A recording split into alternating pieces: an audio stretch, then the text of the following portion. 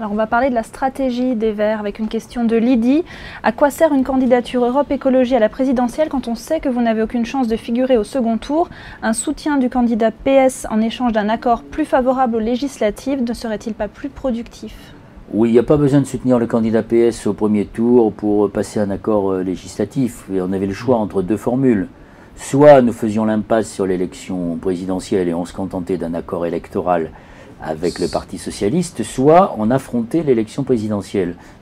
Eh bien, le choix que nous avons fait, il est conforme à ceux que nous faisons depuis 1974. Vous disiez vous-même que vous étiez un parti plutôt attaché au Parlement. Oui, sauf que ce n'est pas nous qui avons inversé le calendrier électoral, qui fait qu'aujourd'hui la présidentielle est inévitable et qu'elle est devenue la clé de voûte de toute une séquence politique qui suit en particulier les élections législatives. D'autant que, comme vous le savez, le jour où Lionel Jospin a inversé le calendrier, on a aligné le mandat des députés sur celui du président de la République. Les deux sont à 5 ans et se passent en même temps.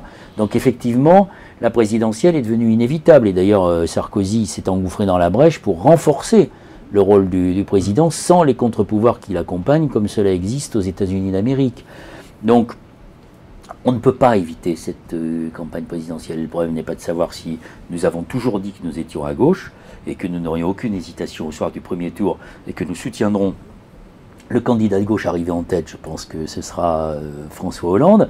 Ça ne veut pas dire que nous participerons au gouvernement, ça veut dire que nous constituerons avec le Parti socialiste une majorité, et que d'avoir un groupe à l'Assemblée nationale, c'est très important, parce que notre groupe sera certainement un groupe charnière, et donc il contribuera à infléchir les politiques publiques dans le sens de ce que nous souhaitons. Ça veut dire que si François Hollande est élu, vous ne participerez pas au gouvernement? Ah, je ne vous ai pas dit ça. Moi, je ne suis pas en cause, c'est pas mon problème, mais je ne vois pas pourquoi les écologistes ne participeraient pas à un gouvernement de coalition, à condition que le programme de gouvernement corresponde à ce que nous souhaitons. Et donc vous pourriez faire partie d'un gouvernement qui prolonge le nucléaire, par exemple?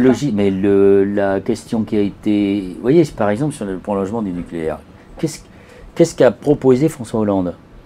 Il a proposé de réduire de 75 à 50% la part du nucléaire et de fermer dans les 14 ans qui viennent un nucléaire par an, un réacteur par an.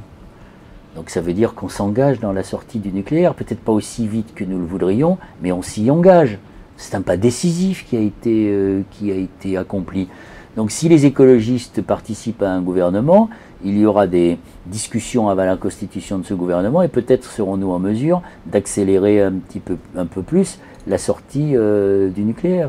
Mais pour ça, elle est déjà engagée avec les propositions. Pour cela, il faut qu'Eva Joly fasse un score important. Non, pas forcément. Non, de toute façon, il faut qu'elle fasse un bon score. Plus son score sera élevé, plus nous pourrons agir sur le candidat qui est aujourd'hui le candidat du Parti socialiste et qui demain sera le candidat de la gauche et des écologistes. Vous ne craignez pas une remise en cause de l'accord? Alors là, législatif, pour le coup, on ne parle plus du gouvernement, mais législatif. Vous voudriez qu'on indexe l'accord qui a été signé entre les écologistes et le Parti socialiste sur le résultat de la présidentielle? Alors c'était pas la peine de signer un accord s'il doit être indexé sur le résultat de la présidentielle. C'est un poids politique qu'on peut prendre en compte. Ou alors les socialistes sont des gens honnêtes et sincères, ils respectent la parole donnée, ou alors ils se comportent comme des marchands de tapis. Vous ne le craignez pas du tout, c'était ma question. Mais non, je le crains pas, et je pense que si on devait craindre ça, ça serait quand même très, très grave pour l'avenir de nos relations.